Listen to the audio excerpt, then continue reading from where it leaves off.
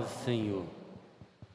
Que pelas palavras do Santo Evangelho sejam perdoados os nossos pecados. Amém.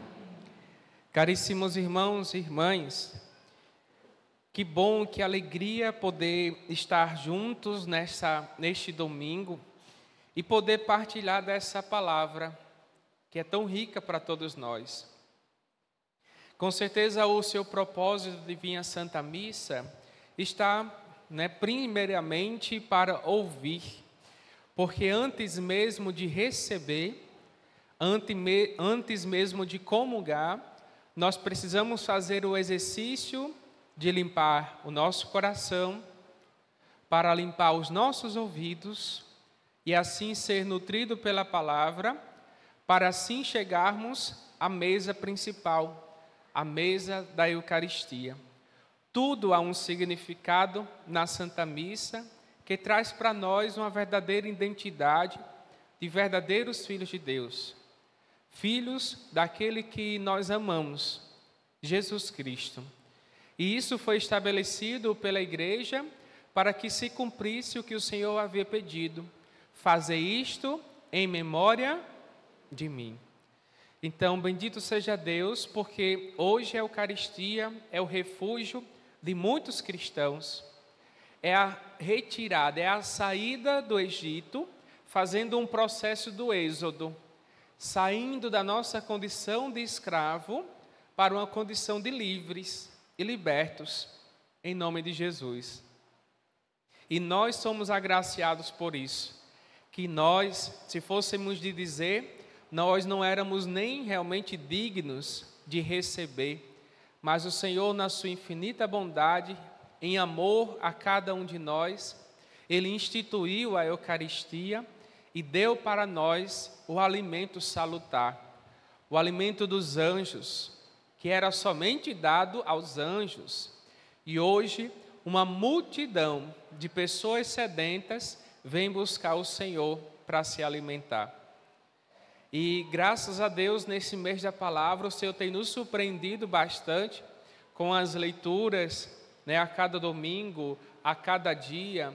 Acredito que já tenha percebido que a igreja ela está nesse ritmo da palavra de Deus por ser o mês principal da própria Bíblia, a palavra de Deus, no meio de nós.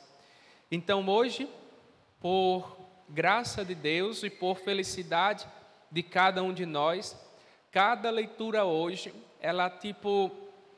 ela salta aos nossos ouvidos, ela chega aos nossos corações de tal forma que devemos acolher com muita alegria. A primeira leitura do profeta Ezequiel, a segunda leitura de São Paulo aos Romanos, o próprio Evangelho, o evangelista São Mateus. E não podia deixar de dizer que o Salmo de hoje, ele relata tudo da história da humanidade. Desde os primeiros tempos do povo de Israel até o caminho da libertação, que é Jesus Cristo.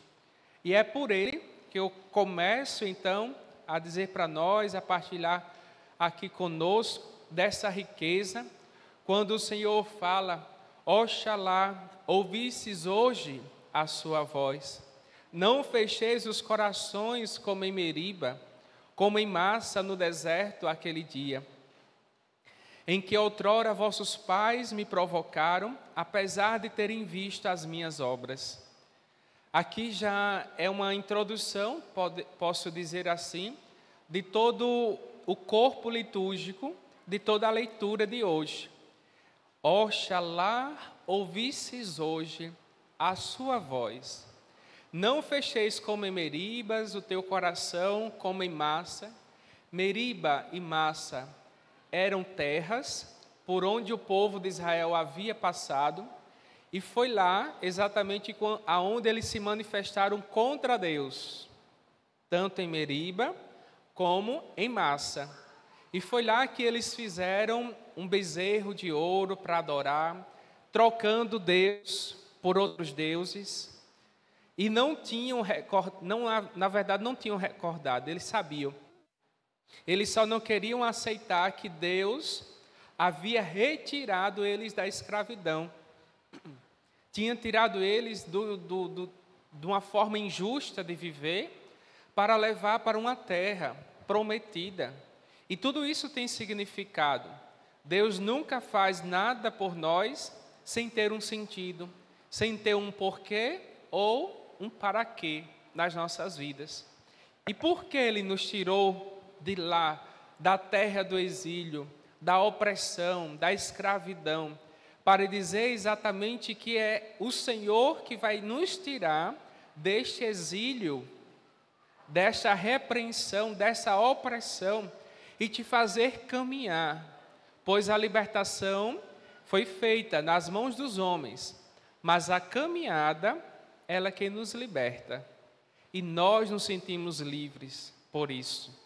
Nós nos sentimos tão livres que nós sentimos seguros. Tudo o que fizermos, nós nos sentimos seguros, porque nós estamos debaixo da bênção de Deus nas nossas vidas. Tudo, meus irmãos, basta acreditar. Tudo precisa obedecer para se cumprir a vontade de Deus. É tão simples que a gente fica vivendo uma complexidade, de forma tão complexa, que a gente confunde tanto e a gente não sabe mais para onde ir, não sabe qual caminho seguir, não sabe mais que voz escutar, e a gente vive num emaranhado de confusão.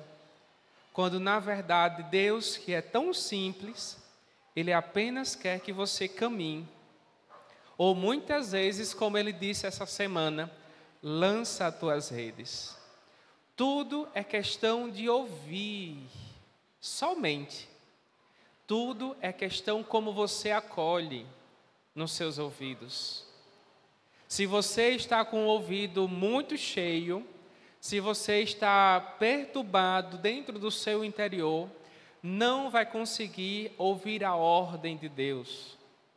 Não vai conseguir, porque você ocupou tanto os seus ouvidos e preencheu tanto o seu coração, que nem mesmo uma gotinha da palavra de misericórdia chega dentro de você. Então, só obedecer. Diga para quem está do seu lado, é só obedecer. Não seja teimoso. É só obedecer. Meus irmãos, tudo é muito simples com Deus. Deus retirou de Meriba, de Massa, mostrou o caminho, e era somente para fazer o caminho. Nós que queremos outras coisas, às vezes em benefício próprio, nós começamos a criar regras, começamos a criar ordens na nossa vida, começamos a criar barreiras para nos proteger. Tudo é para nos proteger. Por quê? Porque o coração do homem é um coração egoísta. Deus, Ele derrama abundantes graças e Ele não cobra nada, você não paga nada para receber. Mas tipo, já que é de graça, eu quero tudo para mim. Eu não quero partilhar com ninguém. Foi assim que os olhos do homem cresceu para as coisas que tínhamos tudo de graça. O jardim foi criado para todos nós, para usufruir desse bem tão precioso. Mas o egoísmo, a inveja, a desobediência, o homem caiu na sedução do pecado. E aí desgraçou a vida, confundiu tudo, misturou tudo.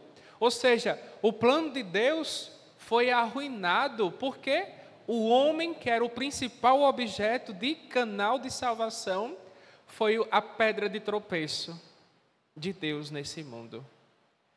E agora, meus irmãos, para recuperar tudo isso, é muito trabalho, é muitas pedras, sim ou não? Muitas pedras no caminho. Então, colaboremos com Deus. Diga para quem está do seu lado e ela vai entender. Colabore com Deus, meu irmão. Só obedeça. Só acredite. Deus tem o melhor para ti. Ele não quer te confundir. Ele quer te dar o melhor caminho. Então, meus irmãos, se não for por meio da palavra, e aí eu não falo somente da palavra escrita, mas a palavra como peso, como ordem, nós só precisamos ouvir a palavra. Tudo é questão de como você ouvir. Sabe como a gente sabe... Eita, o pato está cheio de redundância, mas vocês perdoem. Mas sabe como a gente vai reconhecer se uma pessoa ela é educada ou não? É a forma como ela se porta para você. Não é? A gente já tem tanto discernimento, tanta sabedoria, já passou por tantas coisas que a gente consegue, né, identificar se aquela pessoa é educada ou não, até mesmo nas suas expressões corporais, faciais, na palavra. A gente consegue. Tem pessoa que é azogado, né? Avexada, apressada, Maria. Chega a dar agonia, o ambiente chega a ficar outro, diferente. Tem pessoas que é mais mansa, né? Mais sutil, mais fina. Outra com elegância, né? Outras de todo jeito. Nós somos esse povo diferente, porque Deus nos ama no diferente. Veja se a outra pessoa que está do seu lado é igual a você. Dá só uma olhadinha. Oh, meu Deus. Nem te digo. Nem os gêmeos são iguais. Tem aparência igual. Quanto mais esse que está do seu lado. Ai, ai. Ninguém tem uma careca dessa. Quer só dizer isso. Você não é igual. Os seus pensamentos não são iguais. A forma como te disse, por exemplo, não fecheis os vossos corações, ouvi a voz do Senhor. Cada um escutou, mas cada um acolhe da forma como você julga ser. Então, se eu perguntar para você, como você entendeu o salmo de hoje? Aí aquela pessoa vai dizer, né? A sua forma. Se eu perguntar uma outra pessoa, ela vai dizer do outro jeito, mas com o mesmo sentido. Mas é a forma como nós acolhemos a palavra de Deus. E eis que o Senhor, Ele está a todo momento, todo instante falando conosco.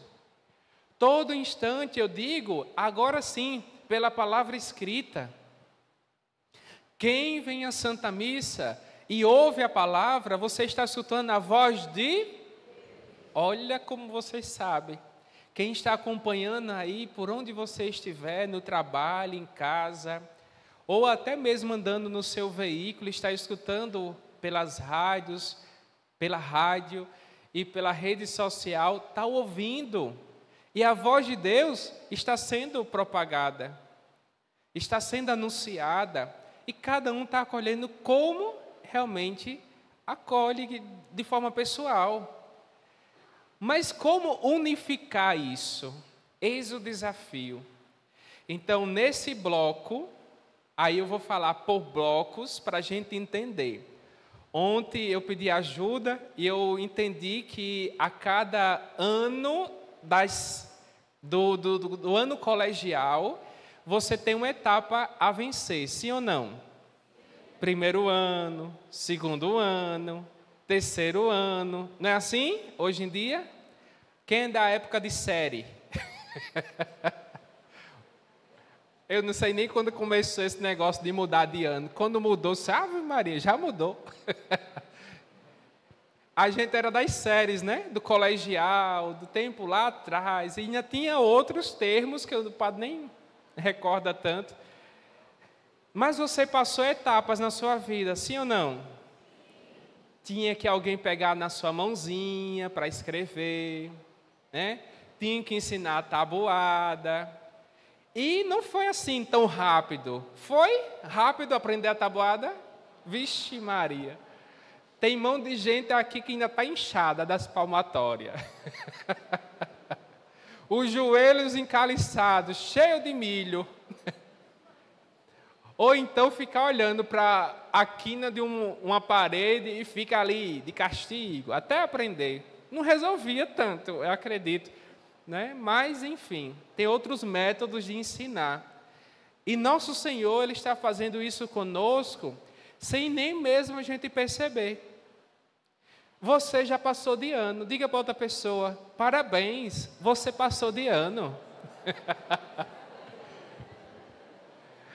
A cada domingo, meus irmãos, nós vamos superando as nossas limitações. Cada domingo, existe um bloco do Evangelho que nosso Senhor, Ele quer tratar nas nossas vidas. Ele quer tocar nisso para que a gente não esqueça ou para que a gente não deixe de praticar.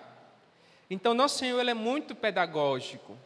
Nosso Senhor, Ele tem uma estrutura pedagógica melhor do que qualquer professor.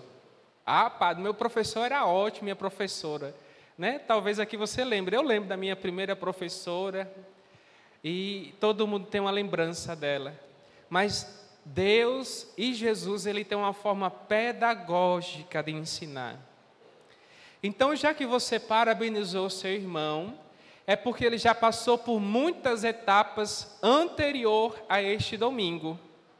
E aí, meus irmãos, eu só peço que vocês não esqueçam da palavra de Deus. Amém? Amém. Coloca a mãozinha assim no ouvido. Isso, as duas mãozinhas, porque são dois, né? Diga, Senhor Jesus, que eu escute a Tua palavra,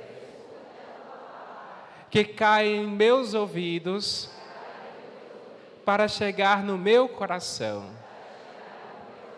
Que eu não esqueça de vós, para que eu atenda a Tua palavra e obedeça o que Tu queres. Eis-me aqui, Senhor. Eis-me aqui, Senhor. Eis-me aqui, Senhor. Amém. Agora segura o trampo. Pronto. O padre só introduziu, tá? Porque agora chegou a hora da verdade, a hora da palavra de Deus, que vai dizer, assim diz o Senhor, quanto a ti, filho do homem, eu, Deus, né? Eu estou só interpretando. Eu te estabeleci como vigia para a casa de Israel. O que é que o Senhor está querendo dizer como vigia da casa de Israel? Vigia, aqui todo mundo sabe que é um vigilante. Ela é uma pessoa capacitada para proteger alguma coisa. Você contrata porque você quer ter mais segurança, não é verdade? E vigia, já ele vai ficar de olho até onde você nem imagina. Todos os lugares do ambiente ele precisa conhecer para poder proteger. Então hoje o Senhor, vou falar só pinceladas de cada uma dessas leituras, e eu já vou passar o outro exercício, e eu vou nem cobrar o que eu pedi semana passada, ainda não. Mas essa semana vocês vão praticar essas leituras de hoje. Tornar vigia é tornar um vigilante protetor. O vigia faz isso. Ele protege o patrimônio. Ele protege o que há de mais precioso, o que significa para você de precioso, ele vai proteger.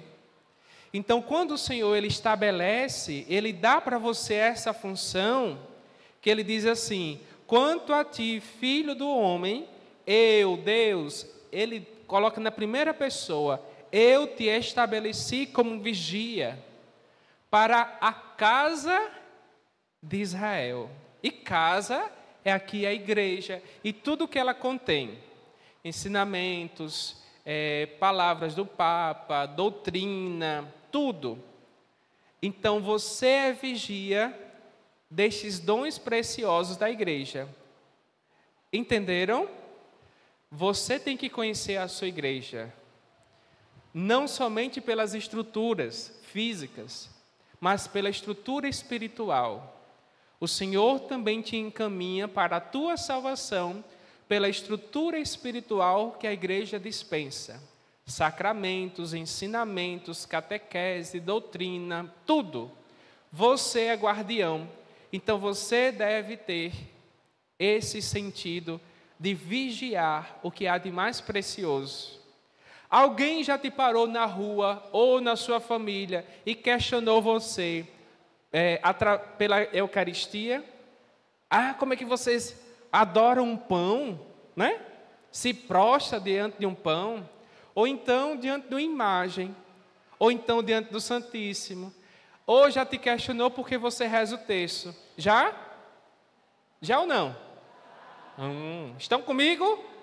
Amém. Então, se eu não souber a resposta, eu vou dançar, né? Se torne vigia da casa de Israel, tá? Proteja o que é precioso na sua igreja. Isso é só o começo. Vamos adiantando. Palavra de São Paulo aos Romanos: não fiqueis devendo nada a ninguém, a não ser o amor mútuo. Quem aqui sabe o primeiro mandamento da lei de Deus? Qual é? Isso. E em resumo, qual é o segundo? Pronto. São Paulo não conheceu Jesus pessoalmente, mas ele aprendeu muito e ensinou. É bom quando a gente conhece para amar, e é muito bom quando a gente ama quando conhece. A gente distribui esse amor e esse conhecimento para todo mundo. Olha, se tiver alguém dormindo, diga aí: acorde. Não fiqueis devendo nada a ninguém, a não ser o amor mútuo. Pois quem ama o próximo está cumprindo a lei de Deus. Aqui está o desafio. A gente só ama quem realmente nós conhecemos, ou quem está perto de nós, não é? É exatamente. Mas se aquela pessoa que estava do seu lado, que você dizia que amava, que cuidava, que vigiava a vida dela, cuidar, viu? Não é vigiar, olhar o que ela... Vigiava aquela pessoa, guardava, e de repente há um atrito entre vocês, e não dá certo, não tem uma conciliação, separou. Eu odeio, né? E aí, cadê o amor? O amor não supera o ódio? O amor não supera a inimizade? Cadê aquela pessoa que você dizia que amava e que cuidava? Vigia a casa de Israel. Então hoje, podemos dizer que o tema desta liturgia é correção fraterna. Como corrigir o irmão sem perder o irmão e corrigi-lo no amor, para que o irmão permaneça no caminho de Deus. Alguém já fez isso? Corrigiu um irmão? Já. Já ou não? Depende do tom de voz da pergunta, né? Já corrigiu o irmão? Quem é pai, quem é mãe, já corrigiu os filhos. Corrigiu o esposo, corrigiu a esposa. Agora nós vamos aprender como essa correção deve ser evangélica. Eita, chegou o ponto principal. Corrigir o irmão da forma evangélica. Às vezes nós queremos corrigir o irmão de uma forma bruta. É ou não é? Ignorante, bravo, querer resolver a próprio punho, com as unhas e dentes. E a gente termina perdendo o irmão. E nós não estamos compartilhando o amor mútuo. E hoje o Senhor nos faz refletir isso. Como chegar no outro, corrigindo no amor. Porque o amor, vamos dizer, é o Evangelho. E como pegar esse Evangelho e corrigir o meu irmão? Eis que o Senhor está dando hoje para nós a receita da correção fraterna. Se o irmão pecar contra ti, vai corrigi-lo. Eu vou adiantar, tá? Porque o nosso cérebro ele só consegue absorver 10 minutos. Depois disso, só a misericórdia para a gente forçar. Então, só quero que vocês abram só um pouquinho aí, tá? De tempo, e eu vou encerrar. Se o teu irmão pecar contra ti, vai corrigi-lo em particular. Olha o que o Evangelho diz, em particular. A nossa cultura nos faz corrigir o irmão de forma pública, não é? Na frente de todo mundo, na reunião da pastoral, no grupo de oração, na Páscoa não. Não tem não. Na frente dos outros irmãos de casa, do esposo, da esposa. Nosso Senhor está te ensinando a dizer assim: meu irmão, vem aqui, senta aqui. Quem é o pai e a mãe que já fez isso, né? Com o filho. Vem aqui, filho, senta aqui. É assim que devemos fazer. Vigiar é isso. Proteger até mesmo a pessoa que errou. Guardá-lo. Porque ali é um tesouro que precisa ser lapidado.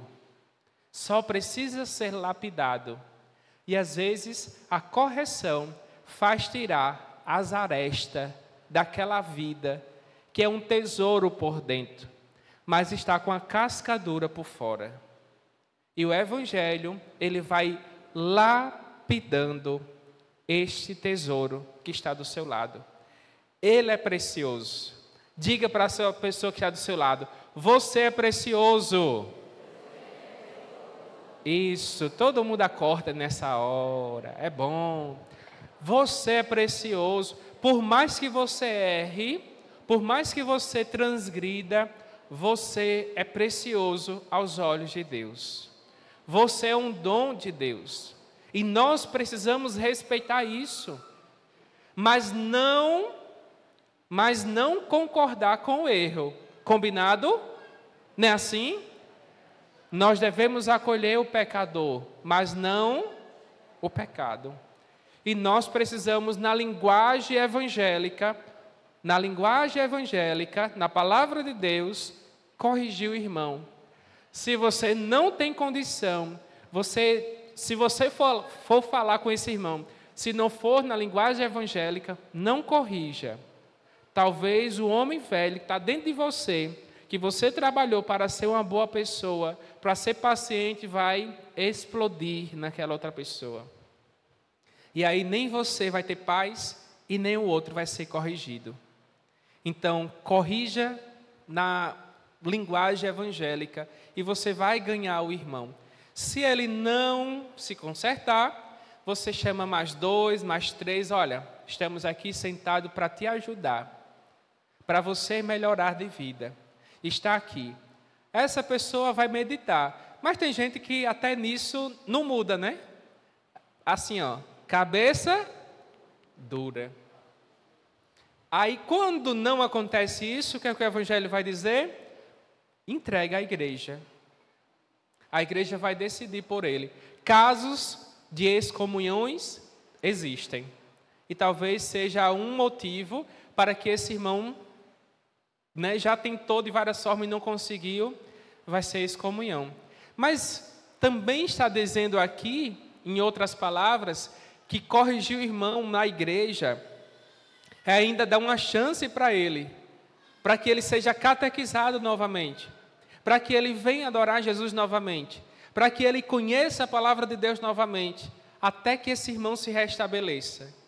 Então, toda tentativa, até o último momento, nós precisamos ganhar o irmão para Deus. O que é que o que é que essa semana o Senhor disse? Lançai as redes. Quem acompanhou a liturgia diária, nosso Senhor disse o quê? Lançai as redes.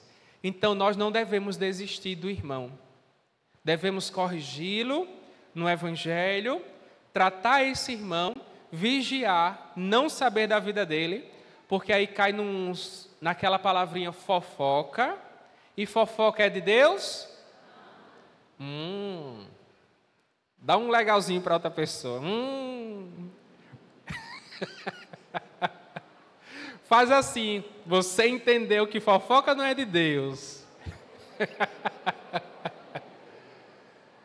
Meus irmãos, se o evangelho, olha só, se o evangelho é para te consertar, a fofoca é para te destrambelhar.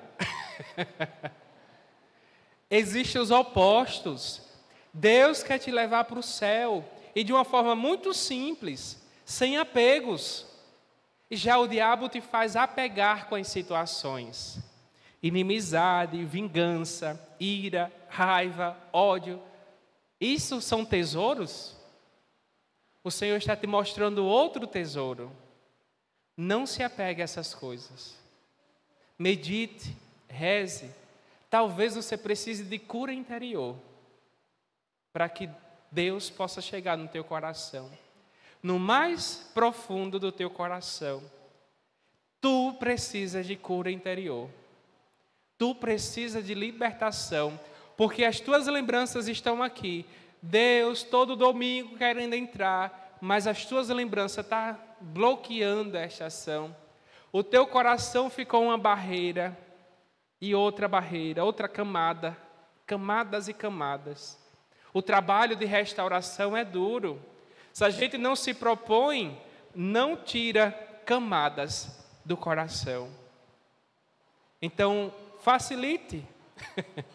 Diga para essa pessoa, para você mesmo, facilite a obra de Deus. Facilite, porque o Senhor quer ver a tua libertação e te fazer caminhar da tua escravidão para um caminho de libertação, até chegar no céu, limpo e puro, como os santos e a Virgem Santíssima. Caridade fraterna, ajuda o irmão. E São Paulo vai dizer, se tu não corrigir, a responsabilidade vai ser tua. Eita, pesou, não foi agora? É sua responsabilidade. Se o teu irmão ainda continuar no erro, São Paulo vai dizer que a responsabilidade é tua. Se você viu, meu irmão, tente ajudar. Chegue junto, né? Diga que vai rezando, vai jogando uma semente, diz que está rezando, até chegar no miolo da situação e tenta ajudar ele. Às vezes nós precisamos só estender as mãos, né? Mas a gente não pode julgar, porque eu e você somos sujeitos a cair também, não é verdade? São Pedro, quando estava se afogando, o que é que ele disse? Senhor, socorra-me, socorre-me, Senhor. E não, Senhor, prontamente, sem julgar, sem dizer os erros de Pedro, e tirou do fundo do mar e colocou de pé. Às vezes, só precisa de uma mão.